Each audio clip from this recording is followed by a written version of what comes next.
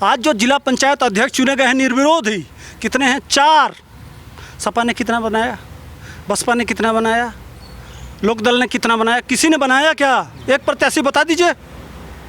पूरे उत्तर प्रदेश में पहले ही यादव छांट के जितना ओबीसी सीट है उतना जनरल सीट जितना है उसमें यादव, सब तो 70% तो यादव भर दिए और वो सरकार वो ब्राह्मण विरोधी है। भाई साहब, अगर ब्राह्मण की ही बात करना है तो मैं पूछना चाहता हूं उन ब्राह्मणों को जो विरोध कर रहे हैं। अभी जज की नियुक्ति हुई है, जज की नियुक्ति हुई है, परीक्षा से आए हैं, उसमें 50% सिर्फ ब्राह्मण हैं, 100%। इसलिए कि उत्तर प्रदेश से ही ब्राह्मणों की उत्पत्ति मानी जाती है। मैक्सिमम जितने, चाहे वह कान्यकुब्ज हो और चाहे वह सरजुपारीण हो। और वेद की गंगा और ज्ञान की गंगा कहाँ से बढ़ती है? बनारस से। जितने हमारे पंचांग हैं आज भी अद्भुत ज्ञानी उत्तराखंड और बनारस में मिलते हैं। तो इसलिए उत्तर प्रदेश का ब्राह्मण जानता है, इसे उत्तर प्रदेश राम और कृष्ण की धरती है। उत्तर प्रदेश राम और कृष्ण ने पूरे भारत को एक किया, इसलिए कि अयोध्या से लेकर रामेश्वरम तक वहाँ लिंग की स्थापना की, वह श्रीलंका तक अपने आप को। तो भारत की पहचान ही उत्तर प्रदेश से है और उसका मूल जड़ है ब्राह्मण। उसका ज्ञान, उसका विज्ञान, उसके प्रकाश, कहीं भी चले जाइए।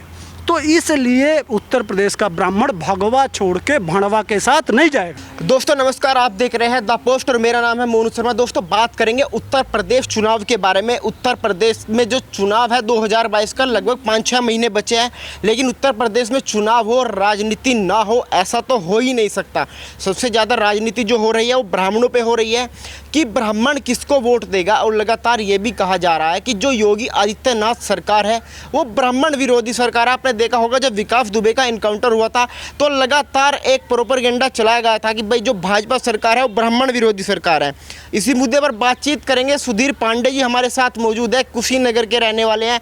इनसे बातचीत करेंगे क्या वाकई पूर्वांचल में इस तरह का माहौल है कि ब्राह्मण भाजपा को वोट नहीं देगा। अच्छा पांडे, जो ये प्रोपेगेंडा चलाया जा रहा है कि जो बीजेपी सरकार है ब्राह्मण विरोधी सरकार है, क्या लगता है? कहीं ब्राह्मण विरोधी सरकार नहीं है। आज जिला पंचायत के प्रत्याशी में कितने ब्राह्मण हैं? आज जो जिला पंचायत अध्यक्ष चुने गए हैं निर्विरोध ही, कितने हैं? 4। सपा ने कितना बनाया? बसपा ने कितना बनाया? लोकदल ने कितना बनाया? किसी ने बनाया क्या? एक प्रत्याशी बता दीजिए। पूरे उत्तर प्रदेश में पहले ही यादव छांट के जितना ओबीसी सीट है उतना जनरल सीट जितना है उसमें यादव, सब तो 70% तो यादव भर दिए और वो सरकार वो ब्राह्मण विरोधी है। भाई साहब, अगर ब्राह्मण की ही बात करना है तो मैं पूछना चाहता हूं उन ब्राह्मणों को जो विरोध कर रहे हैं। अभी जज की नियुक्ति हुई है, जज की नियुक्ति हुई है, परीक्षा से आए हैं, उसमें 50% सिर्फ ब्राह्मण हैं। या मुलायम सिंह यादव के से भी उम्मीद करते हैं क्या? जिस तरह से प्राइमरी स्कूल में बच्चों को क्या दिया जाता है? भोजन, किताब, बस्ता। कभी किसी ने यह भी सोचा होगा क्या कि संस्कृत के बच्चों को भी यह सामान मिलेगा? पहली बार जोगी जी ने शुरू किया है, मेरे पास एविडेंस रखा हुआ है। जोगी जी ने पहली बार संस्कृत के बच्चों को भी कॉपी किताब देना शुरू किए हैं। और वेद की पाठशालाओं के ऊपर भी ध्यान दिया गया है कि बच्चे वेद पढ़ रहे हैं कि नहीं। यह सब क्या मुलायम सिंह अब वो उम्मीद करते हैं क्या? हज हाउस, क्या 10-10 हज़ार 20-20 हज़ार लड़कियों को मदरसा बनवाना, कब्रिस्तान घेरवाना, क्या करवाना, ये वो उससे उम्मीद करते हैं जो सीधे खड़ा होके, बहन जी कहती हैं कि जूते मारो 4, आगे नहीं कहूँगा, ठीक ना? ब्राह्मण और क्षत्रिय और तिलक तराजू और तलवार और इनको मारो जूते 4, उनसे आप उम्मीद करते हैं। हाँ, लेकिन देखिए समीकरण की बात है तो एक चीज़ वो कारण यह है, आज सपा भी परशुराम की मूर्ति लगा रही है, बसपा भी जाके पैर छू रही है कि ब्राह्मणों का सम्मान करो। एक नया समीकरण बैठा है उत्तर प्रदेश में, बसपा और एमआईएम गठबंधन कर रही है। अगर बसपा एमआईएम गठबंधन हो गया तो सपा तो चली गई बाहर, इसलिए कि उसका खेल उस मुसलमान वोट नहीं देगा। जब एमआईएम के साथ अगर बसपा आ गई तो वो समीकरण होगा सीधे भाजपा बनाम। अब उसमें देखिए जात के नाम पे यादव सबसे कट्टर है। जिस दिन बसपा के साथ एमआईएम आएगी और जब मुसलमान छिटक के जाएगा बसपा के MIM के साथ, यादव कहेगा अच्छा तुम मुझको हराना चाहते हो, तुम मुझको हराना चाहते हो, तो वह कूद के चढ़ जाएगा, इसलिए कि वह कृष्णवंशी है, यदुवंशी है, वह चला जाएगा उसके साथ। ठीक। और सपा, देखिए यह बहुत अच्छा फार्मूला बता रहा हूँ, यह होना है, आप देख लीजिएगा, हमारे कहने से नहीं, यह होगा। जब बसपा और MIM जहाँ लड़ेगी, जहाँ मुसलमान सीट होगा वहाँ तो मुसलमान जाएगा, लेकिन देख लीजिएगा जहाँ बसपा का प्रत्याशी होगा, दलित भाई हमारा, वहाँ मुसलमान कहेगा हम सपा को वोट करेंगे। तो जब वह सपा में कूदेगा, ठीक, जब वो सपा के साथ जाएगा तो दलित भाई कहेगा अच्छा गठबंधन किए हमारे साथ और चले गए मुलायम सिंह के साथ, तो वह कहेगा चलो। तो दोनों तरह से लाभ, भाजपा को लाभ ही लाभ है। सारे समीकरण बता रहे हैं कि यह चुनाव सपा से नहीं, भाजपा बनाम बसपा और MIM से होने जा रहा है। अब ब्राह्मण भाई यह सोचें कि उनके साथ किस कहाँ जाना है, कहाँ उनको सम्मान मिलेगा, कहाँ उनको इज्जत मिलेगा। ब्राह्मण, अच्छा एक बात बताइए, कोई भगवाधारी ब्राह्मण ज़्यादा ब्राह्मण का सम्मान कर सकता है कि ये नमाजवादी पार्टी कर सकती है? किस जो ये कर रहे हैं जोगी बाबा, वह जनक, उस धर्म के अगुआ कौन है? ब्राह्मण ही तो समाज है। वो यज्ञोपवीत, वह संस्कार, वह वेद, वह पाठशाला, वह मंदिर, वह ज्ञान विज्ञान, गीता, रामायण, यह कौन इसको लेके आया? कौन इसको प्रचारित किया? क्या कहीं इसमें किसी का अपमान किए हैं? आपके वेद का कहीं अपमान किए हैं क्या? आपके कहीं गीता का अपमान किए हैं क्या? आपके कहीं रामायण का अपमान किए हैं क्या?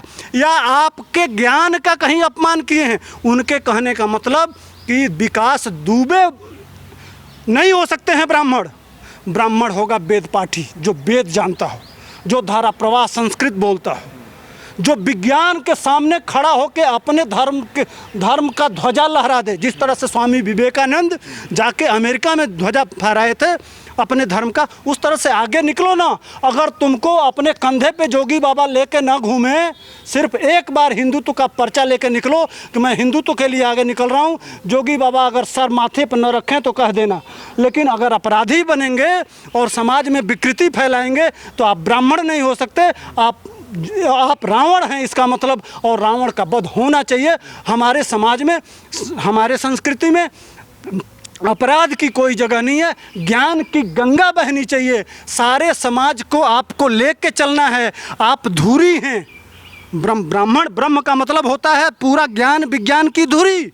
आप धुरी हैं, केंद्र बिंदु हैं, और केंद्र बिंदु ही जब भटक जाएगा अपने रास्ते से तो उसको सही जगह लाने की जिम्मेदारी राजा की होती है। वह कर्म, वह धर्म निभा रहे हैं कि आप अपना कर्म जो छोड़ चुके हैं वापस आइए और पूरे समाज का नेतृत्व करिए। अच्छा, जब जनेऊधारी ब्राह्मण यूपी में आएगा, क्या लगता है उसका असर दिखाई देगा? जनेऊधारी ब्राह्मण आएगा मतलब राहुल गांधी। अरे महाराज, अच्छा राहुल गांधी, एक बात बताइए, ये क्या बोलते हैं, जवाहरलाल नेहरू खुद कहे थे, जवाहरलाल नेहरू कहे कि मुझे हिंदू होने पे शर्म आती है, मैं विचारों से मुसलमान हूँ, ज्ञान से क्रिश्चियन हूँ और सिर्फ नाम का हिंदू हूँ, जो जिसका ग्रैंडफादर। अच्छा, इंदिरा गांधी को कह सकते हैं हिंदू, उनके पति कहाँ इलाहाबाद में दफन में पड़े हुए हैं, क्या नाम था उनका जानते ही हैं, फिरोज़ खान। तो वह हिंदू कैसे हो गए? इनके पिताजी जब फिरोज़ खान के बेटे हैं तो राहुल गांधी पंडित कैसे हो गए भैया? ठीक, यह खुद मंदिर में मंदिर वालों को क्या बोले थे राहुल गांधी कि मंदिर में क्या करने जाते हैं? लड़कियों को छेड़ने के लिए। आप बाइट है तो यह एक ब्राह्मण कहेगा कि मंदिर में जो जाता है वो लड़कियों को छेड़ने जाता है। एक, अगर इतना ही राजीव गांधी बहुत बड़े पंडित के बेटे थे तो एक ही बेटी थी, किसी पंडित से शादी करा दिए होते। यहाँ तक कि ये तमाम जो कांग्रेसी हैं कहते हैं प्रियंका को भी उत्तर प्रदेश में ब्राह्मण कह के प्रचारित किया जा रहा है। कभी प्रियंका को सिंदूर लगाते हुए देखा है क्या? कभी उनको ये जो माला वो पहनते हैं पति के लिए, कभी मंगलसूत्र पहनते हुए देखा क्या? कभी हमारे भारतीय नारी साड़ी जिस तरह से पहन के, कभी होली, दिवाली, यज्ञ, पूजन, संस्कार सोनिया गांधी के घर में कभी सुने हैं? एक बार बता दीजिए कि राहुल गांधी कभी होली मनाए हों, कभी कोई यज्ञ कराए हों, कभी सत्यनारायण व्रत कथा कराए हों, कभी कोई पूजन करा दिए हों? एक भाई कांग्रेसियों अगर ब्राह्मण है तो जरा सोनिया गांधी के घर में, उनके आवास में एक यज्ञ करा के देखो, 1000 पंडितों को बुला के एक यज्ञ करा के, और उसमें सोनिया गांधी को बिठा के और ये कलावा पहना के और एक बार पूजन कराते हुए पूरे परिवार को दिखा देना। उस दिन कहूँगा कि हाँ, राहुल गांधी ब्राह्मण है। तो आपको लगता है कि जो यूपी का ब्राह्मण है वो योगी जी के साथ जा रहा है? 100%। इसलिए कि उत्तर प्रदेश से ही ब्राह्मणों की उत्पत्ति मानी जाती है।